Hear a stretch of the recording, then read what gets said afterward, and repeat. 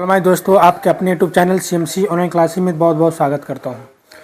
ये Bihar board 2026 chapter number 12 वृत्तों से संबंधित क्षेत्रफल का क्वेश्चन होगा, जिसमें VBI क्वेश्चन होगा जो हर एक मैट्रिक बोर्ड में पूछे जाते हैं।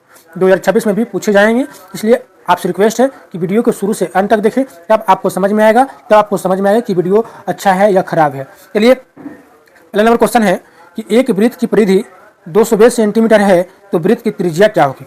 इससे पहले जाने के लिए पहले आप इस फॉर्मूला को याद कर लीजिएगा कि वृत्त की परिधि होता है 2πr, वृत्त का क्षेत्रफल होता है πr स्क्वायर और अर्धवृत्त की परिमिति होता है πr + 2r। इसमें देखिए r कॉमन हो जाएगा तो आप r क्या करिएगा, पाई बाहर कर दिए तो हो जाएगा पाई + 2 हो जाएगा, है ना। अर्ध गोले का संपूर्ण सतह का क्षेत्रफल क्या होता है 3πr स्क्वायर होता है।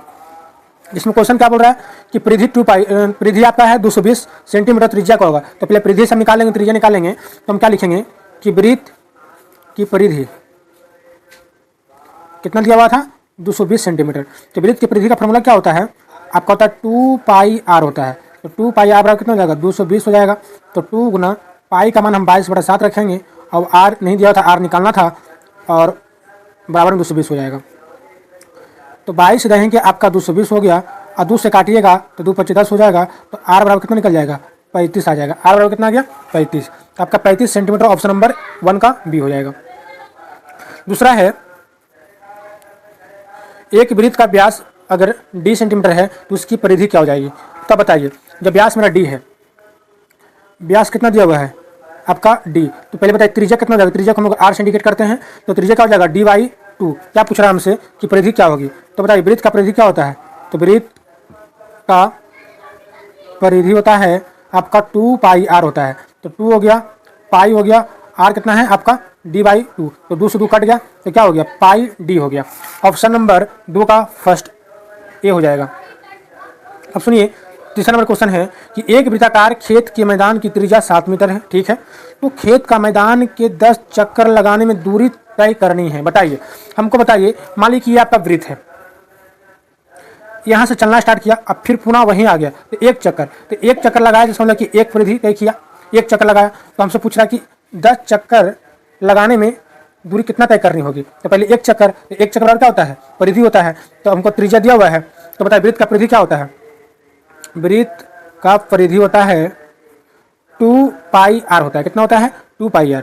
तो 2 गुना 22/7 गुना r कितना था आपका 7 से 7 कट गया, 22 में कितना हो गया 44। मतलब एक चक्कर में 44 मीटर, एक चक्कर में कितना हो गया 44 मीटर। ऐसा कितना चक्कर मारने के लिए बोल रहा है 10 चक्कर मारने के लिए। एक चक्कर में 44, तो 10 चक्कर में क्या हो जाएगा, तो 44 को 10 से गुना कर देंगे कितना हो जाएगा 440 मीटर हो जाएगा। आपका ऑप्शन नंबर 440 तीसरा का ऑप्शन नंबर सी हो जाएगा। वीडियो को पूरा देखिए तब समझ में आएगा भाई लोग। प्लीज़ वीडियो को पूरा देखिए और समझने की पूरा कोशिश कीजिए कि कैसे मैं समझा रहा हूँ। चौथा नंबर क्वेश्चन है 44 मीटर परिधि वाले वृत्त की त्रिज्या क्या होगी। क्लियर क्वेश्चन है। तो बताइए वृत्त की परिधि हमको दिया हुआ है 44, हमको त्रिज्या पूछा है। तो बताइए वृत्त की परिधि क्या होता है 2πr और 2πr कितना दिया हुआ है 44 दिया हुआ है। तो 2 गुना 22/7 गुना r हमको निकालना है, r हमको नहीं दिया हुआ है। चलिए, तो 22 से 44 काट दीजिए, कितना बार में 2 बार में, 2 से 2 कट गया तो r बराबर कितना हो जाएगा 7 हो जाएगा। ऑप्शन नंबर 4 का बी हो जाएगा। 55 नंबर क्वेश्चन आइए, कह रहा है कि यदि वृत्त का क्षेत्रफल 154 सेंटीमीटर स्क्वायर है तो वृत्त का परिमाप क्या होगा। वृत्त का परिमाप बोले या फिर परिधि बोले, बात बराबर है भाई। तो वृत्त का क्षेत्रफल दिया है 154। तो बताइए वृत्त का क्षेत्रफल क्या, अभी हम क्या लिखवाए थे, वृत्त का क्षेत्रफल दिया हुआ है 154। अब वृत्त का क्षेत्रफल का फॉर्मूला होता है πr स्क्वायर होता है, बराबर 154 हो गया। पाई का मान हम 22/7 लेंगे, r स्क्वायर बराबर 154 हो जाएगा। इसको काटिए तो 22 का टेबल से 7 मरते में कट जाएगा तो r स्क्वायर बराबर कितना हो जाएगा 7 गुना 7। जब r बराबर हो जाएगा अंदर भी चढ़ जाएगा, इधर स्क्वायर में हो जाएगा तो रूट में चढ़ जाएगा, तो 7 गुना 7 हो जाएगा। तो r बराबर एक ही नंबर 2 बार गुना होगा तो 12 आएगा, तो एगो 7 होगा। तो r कितना निकल गया आपका 7। ऑप्शन नंबर तो त्रिज्या निकल गया 7। हमको परिधि पूछ रहा है, तो परिधि क्या होता है 2πr होता है। तो 2 गुना 22/7 गुना कितना हो जाएगा 7 हो जाएगा, 7 से 7 कट गया, 22 में 44, परिधि कितना आ गया 44 आ गया। तो 5 का ऑप्शन नंबर सी हो जाएगा। 6 नंबर आइए क्वेश्चन, अगर यदि r वृत्त की त्रिज्या हो तो वृत्त का क्षेत्रफल क्या होगा। अगर वृत्त की त्रिज्या अगर r है तो वृत्त का क्षेत्रफल क्या होगा, अभी तुम लोग को लिखवाए हैं πr स्क्वायर होगा। छठा का ऑप्शन नंबर क्या हो जाएगा 6 हो जाएगा। छठा का ऑप्शन नंबर क्या हो जाएगा 6। 7 नंबर क्वेश्चन आइए, कह यदि किसी वृत्त की परिधि और क्षेत्रफल समान हो। देखिए कह रहा है यदि किसी वृत्त का परिधि और क्षेत्रफल अगर समान हो तो वृत्त की त्रिज्या होगी, बताइए क्या होगी।